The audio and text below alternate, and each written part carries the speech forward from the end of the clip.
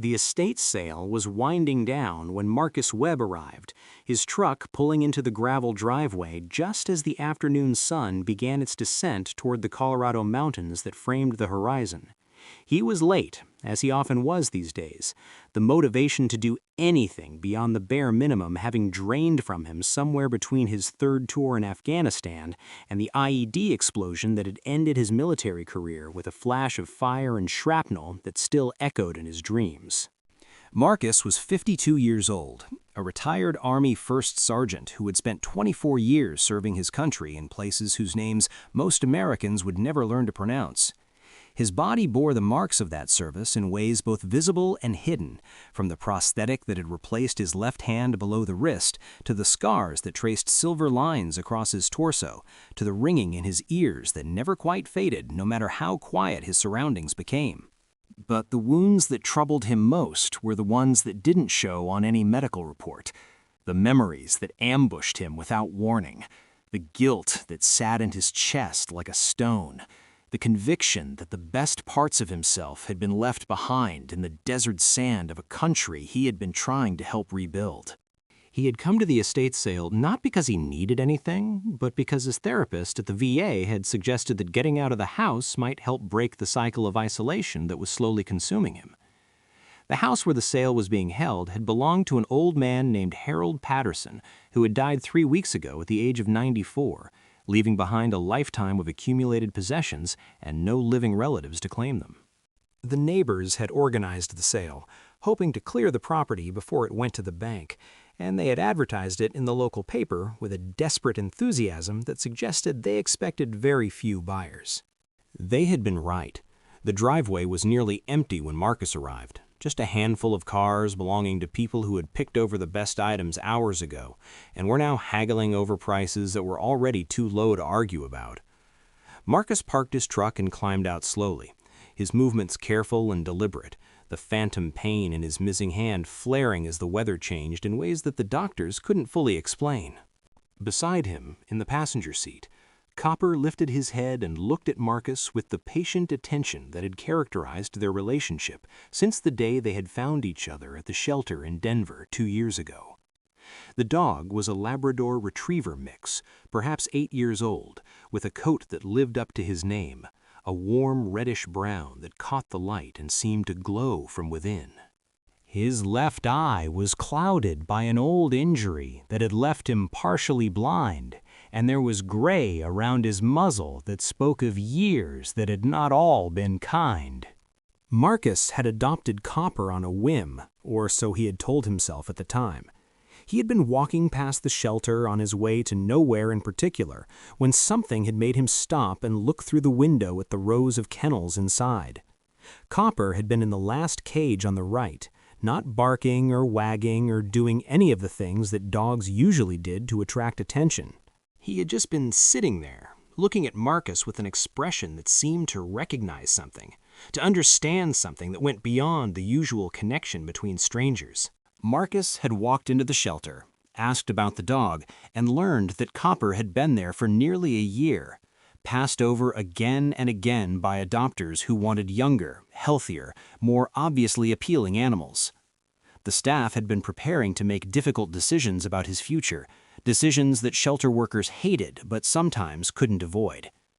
Marcus had signed the adoption papers that same afternoon, and Copper had been at his side ever since. The dog was his anchor now, the one constant in a life that often felt like it was spinning out of control. Copper seemed to understand Marcus's moods in ways that no human ever had, sensing when the darkness was closing in and responding with a presence that demanded nothing but offered everything. On the nights when the nightmares came and Marcus woke gasping for breath, Copper would be there, pressing against his side, grounding him in the present with the simple reality of fur and warmth and heartbeat. "Come on, boy," Marcus said, opening the passenger door and helping Copper down from the truck. "Let's see if there's anything worth looking at." They walked toward the house together, Copper's nose already working the air, cataloging the scents that filled this unfamiliar space. The front yard was cluttered with tables and racks displaying the remnants of Harold Patterson's life, items that had once had meaning but now sat waiting to be claimed by strangers who would never know the stories behind them. There were clothes and books, dishes and tools, furniture that was too worn to be valuable and too solid to be easily discarded. Marcus moved through the sale without much interest, his eyes sliding over items that didn't capture his attention, his mind already wandering to the drive home and the empty evening that awaited him. He was about to leave, to admit that this excursion had been a waste of time, when Copper suddenly pulled toward one of the tables with an insistence that Marcus had learned to respect. The table held what appeared to be the least desirable items in the entire sale, things that even the most determined bargain hunters had passed over. There were cardboard boxes filled with old newspapers and magazines, stacks of yellowed paperback books with broken spines, and in the corner, a collection of wooden crates that looked like they had been sitting in a basement or barn for decades. Copper was sniffing at one of these crates with an intensity that Marcus recognized from their walks in the woods, when the dog would occasionally catch a scent that demanded investigation. His tail was wagging slowly, his body tense with focus, his nose pressed against the weathered wood as if trying to penetrate its surface. "What is it, boy?" Marcus asked, kneeling beside the crate. "What do you smell?" The crate was old, its wood gray with age and marked with stains that might have been water damage or might have been something else entirely. There was no label, no marking that indicated what it might contain. When Marcus lifted the lid and looked inside, he saw only what appeared to be packing material, old newspapers and straw, and the kind of debris that accumulated when things were stored and forgotten.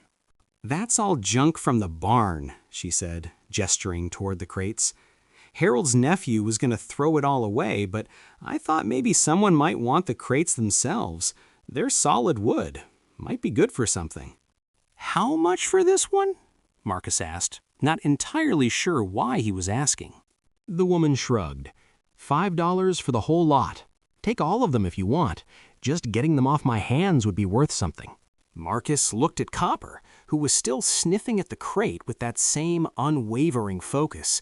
The dog had led him to interesting discoveries before, small treasures hidden in places that Marcus would never have thought to look.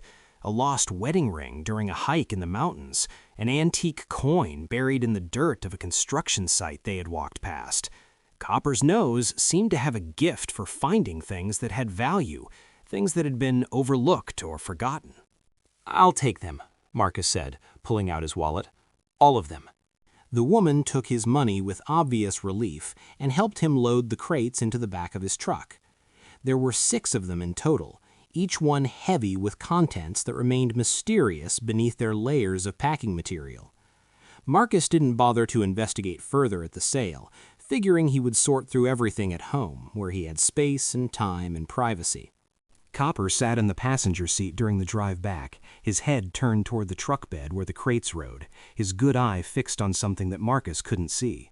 The dog's behavior was unusual, more focused than his typical relaxed companionship, and Marcus found himself wondering what exactly he had just bought.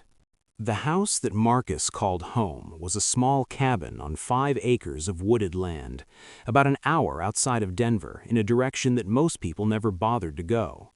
He had bought it 3 years ago with the savings he had accumulated during his military career, seeking the isolation that the city couldn't provide, the silence that allowed him to think without being overwhelmed by the noise of a world that had moved on without him. The cabin was modest, just 2 rooms and a bathroom, with a wood stove for heat and a generator for electricity when the power lines that sometimes reached his property decided to fail. It wasn't much, but it was his, a refuge from a world that often felt too loud and too fast, and too indifferent to the things that mattered. He unloaded the crates one by one, carrying them into the cabin and setting them on the floor of the main room. Copper followed each trip with his eyes, maintaining his position near the crates with an attention that bordered on obsessive. Whatever the dog smelled, it was clearly something significant, something that demanded investigation. Marcus opened the first crate and began sorting through its contents. Most of what he found was exactly what he had expected.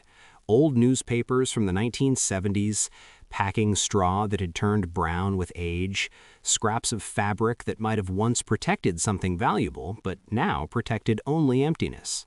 He set aside the newspapers, thinking they might be interesting to look through later, and moved on to the second crate. The second crate was much the same, more newspapers and more straw, with the addition of some old tools that were so rusted they were probably beyond salvaging. Marcus was beginning to think that $5 had been too much to pay for this collection of forgotten debris when he opened the third crate and found something different. Wrapped in layers of oilcloth that had somehow preserved its contents despite the decades of storage, there was a wooden box about the size of a shoebox, intricately carved with patterns that Marcus didn't recognize, but that spoke of craftsmanship and care. The box was heavy for its size, suggesting that whatever was inside had substance and weight. Copper was at his side now, his nose pressed against the box, his tail wagging with increased enthusiasm. The dog knew, somehow, that this was what he had been smelling, that this was the treasure hidden beneath layers of worthless debris. Marcus opened the box carefully, half expecting to find more disappointment, more evidence that he had wasted his time and money on someone else's discarded trash. But what he saw inside made his breath catch in his throat. The box was filled with gold coins. Not modern coins, not replicas or tokens, but old coins, heavy and substantial, their surfaces worn smooth by handling and time. There were dozens of them, packed tightly into the wooden box, their value impossible to calculate without closer examination, but clearly significant. Mixed among the coins were other items, a pocket watch that looked old enough to be an antique, several pieces of jewelry that glittered with what might be diamonds and rubies and emeralds, and at the very bottom, a thick envelope that had been sealed with wax that had long since cracked and crumbled. Marcus sat back on his heels, staring at the contents of the box, his mind struggling to process what he was seeing. He had bought what he thought was trash, had paid $5 for a collection of old crates that everyone else had dismissed as worthless. And now, thanks to Copper's extraordinary nose, he was looking at what appeared to be a fortune in gold and jewels and who knew what else. The remaining crates suddenly seemed much more interesting. Marcus opened them with renewed purpose, sorting through the newspapers and straw with careful attention, looking for anything else that might have been hidden among the debris. The fourth crate contained more old newspapers and nothing else. The fifth crate held some books that were too damaged to be valuable, their pages swollen with water damage and mold. But the sixth crate, the last one, held another surprise. This time, it was documents, hundreds of them, packed into folders and envelopes, covering what appeared to be decades of financial transactions, legal agreements, and personal correspondence. The papers were old and fragile, some of them barely legible, but they told a story that became clearer as Marcus sorted through them. Harold Patterson, the old man whose estate sale had brought Marcus to that cluttered driveway, had not always been the quiet recluse that his neighbors had known.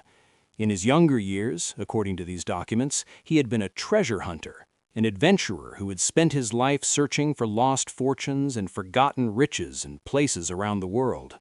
The gold coins that Marcus had found were apparently just a small portion of a much larger collection, pieces that had been separated from the main hoard and hidden in these crates for reasons that the documents didn't fully explain. There were photographs mixed among the papers, faded black and white images showing a young Harold Patterson standing beside excavation sites in Egypt, diving operations in the Caribbean, and mining camps in South America. There were letters from other treasure hunters, academics, and collectors discussing finds and failures and the endless pursuit of wealth that had defined Harold's early life. And there was the envelope, the one that had been at the bottom of the box of coins, its wax seal now broken, its contents waiting to be revealed. Marcus opened it carefully, mindful of the fragile paper, and found a letter written in a handwriting that had grown shaky with age. It was dated just 3 months before Harold's death, addressed to no one in particular, beginning with words that made Marcus's heart beat faster. "If you are reading this, fate has chosen you." The letter continued for several pages, explaining Harold's philosophy of treasure hunting, his belief that wealth should belong to those who had the persistence and luck to find it, his decision to hide his collection rather than leave it to institutions or governments that would lock it away where no one could appreciate it. And at the end, there were instructions, a detailed description of where the main treasure was hidden and how to access it. Marcus read the letter 3 times, certain that he must be misunderstanding, that this must be some kind of elaborate joke or fantasy that a lonely old man had concocted to entertain himself in his final years. But the coins were real, heavy and solid in his hands, their age and authenticity beyond question. The documents were real, official papers and personal correspondence that couldn't have been faked. And Copper was real, the dog who had somehow sensed something valuable hidden in a crate that everyone else had dismissed as worthless. Marcus looked at his dog, at the clouded eye and the graying muzzle and the patient expression that seemed to understand more than any animal should. "You knew," he said softly. "You knew there was something here worth finding." Copper's tail wagged, and he pressed his head against Marcus's leg, accepting the praise without any apparent awareness of the magnitude of what he had done. The instructions in Harold's letter led to a location about 50 miles from Marcus's cabin, a spot in the mountains that the old man had apparently purchased decades ago, under a name that didn't appear in any public records. The documents included a deed, a map, and detailed directions that would guide Marcus to the entrance of what Harold described as an old mine shaft that he had converted into a vault for his collection. Marcus spent the next several days researching, verifying what he could, trying to determine whether Harold Patterson's claims had any basis in reality. The historical records confirmed that Harold had indeed been active in treasure hunting circles in the 1950s and 1960s, had been part of several expeditions that had made significant discoveries, had accumulated enough wealth to purchase properties and invest in businesses that had provided him with a comfortable retirement. But the extent of his collection, the fortune that Harold claimed was hidden in the mountains, that was impossible to verify without actually going to the location and seeing for himself. And that was a decision that Marcus approached with caution, aware that he was potentially walking into a situation that could be dangerous, illegal, or simply a dead end that would leave him feeling foolish for having believed. He decided to go anyway. What did he have to lose? His days were empty, his purpose unclear, his connection to the world tenuous at best. If Harold's treasure turned out to be nothing but the delusions of a lonely old man, at least the journey would give Marcus something to do, a direction to move in, a reason to get out of bed in the morning. He and Copper left early on a Tuesday, the truck loaded with supplies for a multi-day expedition into terrain that might prove challenging. The drive took them through increasingly remote countryside, the roads narrowing and deteriorating as they climbed into the mountains, the trees closing in around them until the sky was visible only in narrow strips above the path. The coordinates that Harold had provided led to a spot that looked, at first glance, like nothing special. Just another stretch of mountain forest, indistinguishable from the thousands of similar stretches that surrounded it. But when Marcus consulted the map and followed the landmarks that Harold had described, he found what he was looking for. A rock formation that concealed the entrance to the old mine shaft, hidden from casual observation by decades of natural growth and deliberate camouflage. The entrance was secured by a heavy door that had been built into the rock face, its surface rusted, but its structure still solid. The lock was a mechanical combination, the kind that didn't require electricity or batteries, and the combination was included in Harold's documents, a series of numbers that Marcus entered with trembling fingers. The lock clicked open. The door swung inward on hinges that protested with the squeal of metal that hadn't moved in years, and Marcus stepped into the darkness beyond. Copper at his side, his flashlight cutting through the black to reveal what lay within. The mine shaft had been converted into a series of chambers, each one filled with items that made Marcus's head spin. There were more coins, thousands of them, stored in cases and chests that lined the walls. There were artifacts that looked like they belonged in museums, pottery and sculptures and weapons from civilizations that Marcus couldn't identify. There were paintings in ornate frames, their canvases dark with age, but their subjects still visible. Portraits and landscapes that might have been priceless or might have been worthless depending on who had painted them. And there was gold.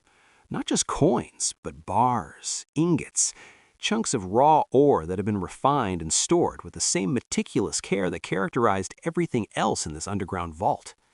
The yellow metal gleamed in the beam of Marcus's flashlight, its presence so overwhelming that he had to lean against the wall to steady himself.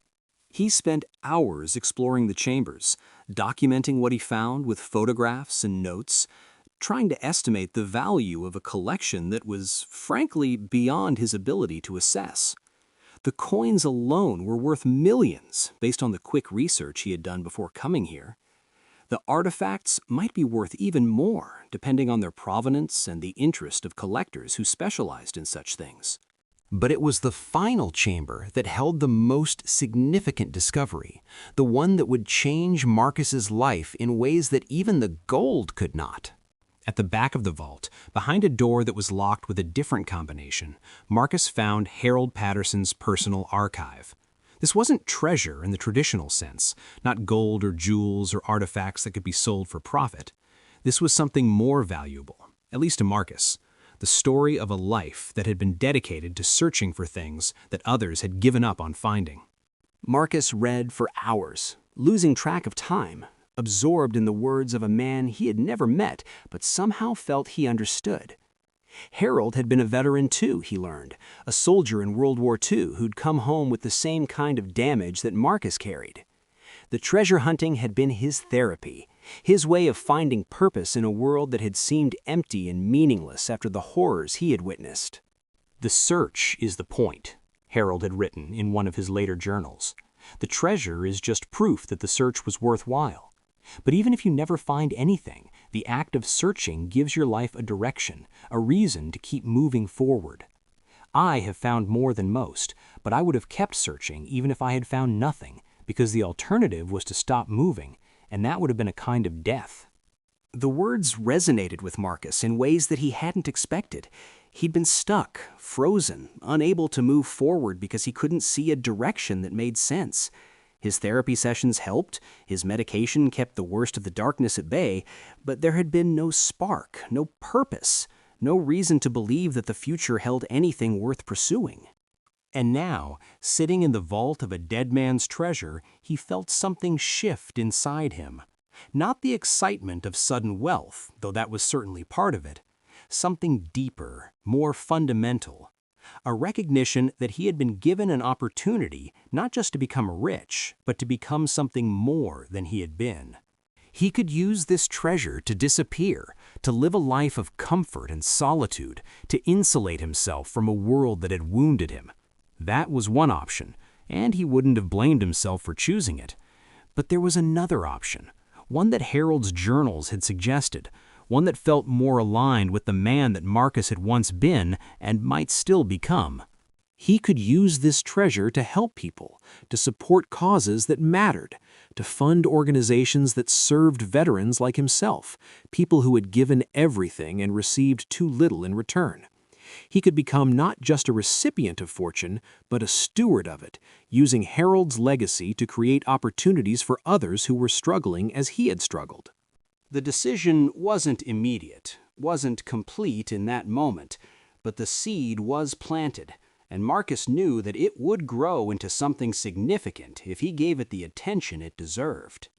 He and Copper camped in the vault that night, too overwhelmed to make the drive home, too absorbed in Harold's journals to sleep. The dog seemed content to lie beside him, occasionally sniffing at the artifacts that surrounded them, apparently satisfied that his work was done. He had led Marcus to the treasure, had fulfilled whatever instinct had driven him to investigate those old crates, and now he was simply happy to be with his person in this strange and wonderful place. In the morning, Marcus sealed the vault and drove home, his mind racing with plans and possibilities. He would need help, he knew, professional guidance to navigate the legal and financial complexities of a discovery this significant. He would need to be careful to protect himself from those who might try to take advantage of the situation, and he would need time to process everything, to figure out exactly what he wanted to do and how he wanted to do it.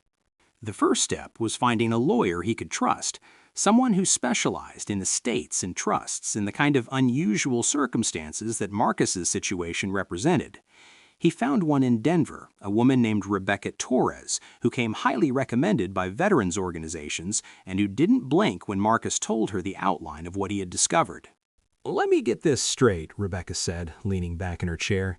"You went to an estate sale, bought some old crates for $5, and found a treasure map that led you to a fortune in gold and artifacts?" That's the basic summary, yes. "And your dog led you to the crates, your partially blind Labrador?" Marcus nodded. "Copper has a gift for finding things. I don't know how to explain it, but he does." Rebecca was quiet for a moment, processing the information. "Well, this is certainly the most interesting case I've taken on in a while. Let me do some research on the legal issues and get back to you. In the meantime, don't tell anyone else about this, not until we know exactly what we're dealing with." The legal research took weeks, but the results were mostly positive. Harold Patterson had been meticulous about his paperwork, had acquired his properties and his treasures through legal means, had documented everything in ways that protected his ownership, and made the transfer of that ownership relatively straightforward. The estate sale had been conducted properly, the purchase of the crates was documented, and the contents of those crates were now legally Marcus's property. The treasure in the vault was more complicated, but not impossibly so. Harold had left a will that had never been filed, probably because he had no family to inherit and didn't trust the courts to handle his estate properly. The will explicitly stated that whoever found his treasure was entitled to keep it, and while this was unusual, it was not illegal. Rebecca worked with experts in estate law to navigate the complexities, eventually establishing Marcus's clear ownership of everything Harold had left behind. And the gold bars, when weighed and certified, added another $8 million to the total. But Marcus found that the wealth itself was less significant than what he chose to do with it. He started the Patterson Veterans Foundation 6 months after the discovery, naming it after Harold in honor of the man whose treasure had made everything possible. The foundation provided housing assistance for homeless veterans, funded mental health services for those struggling with PTSD and related conditions, supported job training programs that helped former soldiers transition to civilian careers. Marcus donated half of the treasure's value to establish the foundation's endowment, ensuring that it would continue to operate long after he was gone. The work gave him purpose in ways that nothing else had since his retirement. He wasn't just sitting on his wealth, watching it grow in accounts that he would never fully use. He was active, engaged, making decisions that affected people's lives, seeing the direct impact of his resources on veterans who had been as lost and hopeless as he had once been. And through it all, Copper was at his side, the dog who had sniffed out the hidden treasure, who had led Marcus to the crates that everyone else had dismissed as worthless, became a symbol of the Foundation's mission. His image appeared on the organization's logo. His story was told at fundraising events. His presence at the Foundation's offices was a reminder to everyone who worked there that sometimes the most valuable things were hidden in places where no one thought to look. Marcus began speaking publicly about his experience, sharing his story with other veterans at conferences and support groups. He talked about the years of isolation and darkness that had preceded the discovery, the feeling that life had lost its meaning, the conviction that the best parts of himself had been left behind in the desert. And he talked about how everything had changed, not because of the treasure itself, but because of what the treasure had allowed him to do. "I thought I had bought trash," he would tell audiences. "I was at that estate sale because my therapist told me to get out of the house, and I bought those crates because my dog was interested in them. $5 for what I thought was a pile of old newspapers and rusty tools. I didn't expect to find anything valuable. I didn't expect to find anything at all." He would pause, looking out at the faces of veterans who were struggling as he had struggled, who needed to hear that things could get better. But Copper knew. He smelled something that I couldn't smell, sensed something that I couldn't sense. And because I trusted him, because I followed his lead instead of dismissing it, I found a treasure that changed my life. Another pause. The treasure wasn't just the gold. The gold was just the means. The real treasure was purpose, direction, a reason to get up in the morning that was bigger than myself. That's what I found in those old crates, hidden under layers of trash that everyone else had thrown away. The foundation grew rapidly, expanding from Colorado to other states, partnering with existing organizations to multiply its impact. Within 3 years, it had provided housing to over 1,000 veterans, funded mental health services for thousands more, created job opportunities that changed families' lives. Marcus became known in veteran circles not as a wealthy philanthropist, but as someone who understood, who had been there, who spoke their language because he had walked their path. Copper aged gracefully during these years, his muzzle turning white, his movements slowing, his one good eye developing the cloudiness that comes with advancing years. But his spirit remained strong, his devotion to Marcus unwavering, his presence a constant comfort in a life that had become busier and more demanding than Marcus had ever expected. They still took walks in the woods behind Marcus's cabin, still sat on the porch watching the sunset, still shared the quiet moments that had characterized their relationship from the beginning. The wealth and the foundation and the public recognition hadn't changed what mattered most: the bond between a man and his dog, the simple truth that they had saved each other. It was during one of these quiet evenings, 5 years after the discovery, that Marcus reflected on how much had changed since that day at the estate sale. He was sitting on his porch, Copper lying at his feet, watching the mountains darken as the sun disappeared behind them. The foundation was thriving. His personal finances were secure. His mental health was better than it had been in decades. By any measure, his life had been transformed. But the transformation hadn't really started with the treasure. It had started with Copper, with the decision to adopt a damaged dog that no one else wanted, with the recognition that they needed each other in ways that neither could fully articulate. The treasure had been a catalyst, an accelerant that had intensified changes that were already underway. Without Copper, Marcus would never have stopped at those crates, would never have found Harold's hidden fortune, would never have had the resources to create something meaningful. "You're a good boy," Marcus said, reaching down to scratch behind Copper's ears. "The best boy I've ever known. Do you have any idea what you did for me? What you're still doing for me?" Copper's tail wagged slowly, and he pressed his head against Marcus's hand, accepting the affection without any apparent awareness of its significance. The story of Marcus and Copper became part of the Foundation's mythology, told and retold at events and in publications, inspiring others to look for value in unexpected places. Children who heard the story started paying more attention to their own pets, wondering if their dogs or cats might also have hidden talents. Veterans who were considering adopting animals were encouraged by the evidence that such relationships could change lives. And Marcus continued his work, using Harold Patterson's treasure to build something that would outlast them all. He established scholarships for veterans pursuing education, created programs that paired rescued animals with soldiers struggling with PTSD, funded research into treatments for the invisible wounds of war. Each initiative grew from the same root, the belief that valuable things were often hidden in places that others had dismissed, that with patience and attention and a willingness to dig deeper, treasures could be found. Harold's journals became a source of ongoing inspiration, the words of the old treasure hunter providing guidance from Marcus's own journey. He had them transcribed and printed, shared copies with the Foundation's staff, quoted from them in speeches that touched thousands of lives. "The search is the point" became a kind of motto, a reminder that the process of looking was as valuable as anything that might be found. Copper passed away on a quiet autumn morning, 9 years after their first meeting at the shelter in Denver.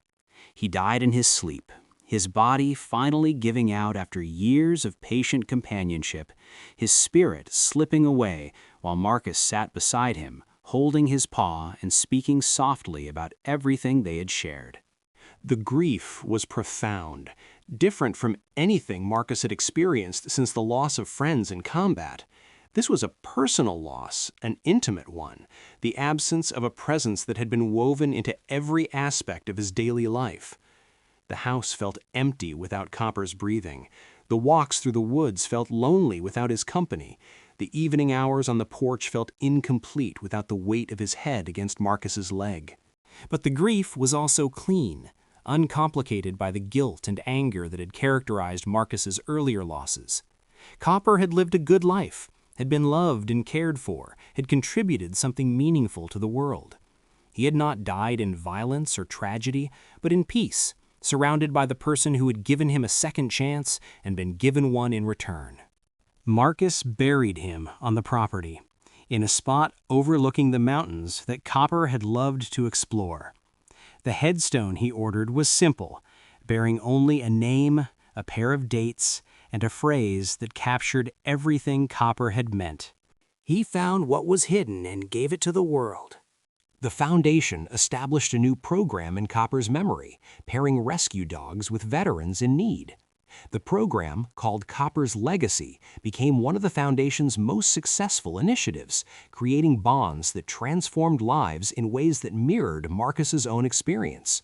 Dogs who had been given up on, veterans who had been dismissed as hopeless, finding in each other the healing that nothing else could provide. Marcus continued his work for another 15 years, watching the foundation grow into a national organization with programs in every state.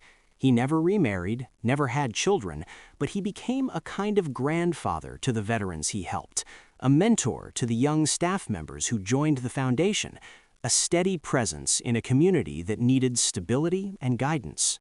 He adopted other dogs over the years, always from shelters, always choosing the ones who had been passed over and were running out of time. Each one had its own personality, its own gifts, its own way of contributing to Marcus's life. But none of them replaced Copper, who remained in Marcus's memory as the one who had started everything, the companion who had found the treasure that had changed everything. When Marcus died at the age of 81, he was surrounded by friends and colleagues who had become family, by dogs who lay at his feet, by evidence of a life that had meant something. His will directed that his remaining personal wealth be added to the foundation's endowment, ensuring that the work would continue for generations to come. The obituary that ran in newspapers across the country told the story of the treasure, of course.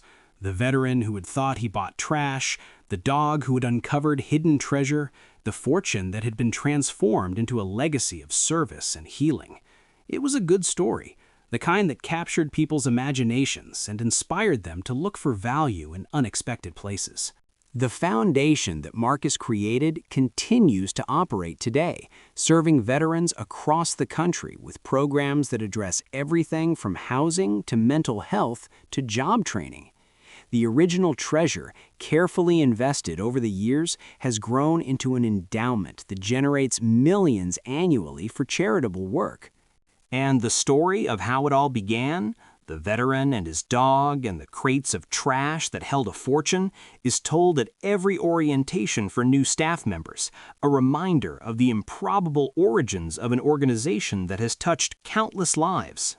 Copper's image still appears on the Foundation's materials, his face frozen in a photograph taken shortly after the discovery, his expression patient and wise and somehow knowing. People who work at the Foundation speak of him with a reverence usually reserved for founders and visionaries, recognizing that without his extraordinary nose and his insistence on investigating those old crates, none of this would exist. And somewhere, in the hearts of the thousands of veterans who have been helped by the Patterson Veterans Foundation, there is gratitude for a dog they never met, who sniffed out something valuable in a place where no one else thought to look, who uncovered hidden treasure and gave it to the world. That is the legacy of Copper, the damaged rescue dog who found his person at a shelter in Denver and led him to a fortune that transformed everything. That is the story of a veteran who thought he bought trash and discovered that he had bought the opportunity to become something more than he ever imagined. And that is the truth that both of them would want us to remember, that treasure is everywhere, if only we have the wisdom to look for it and the courage to follow where it leads. In old crates at estate sales, in damaged dogs at overcrowded shelters, in veterans who have been dismissed and forgotten, in places and people and possibilities that the world has written off as worthless. The treasure is there. It has always been there. We just need someone with a good nose to help us find it.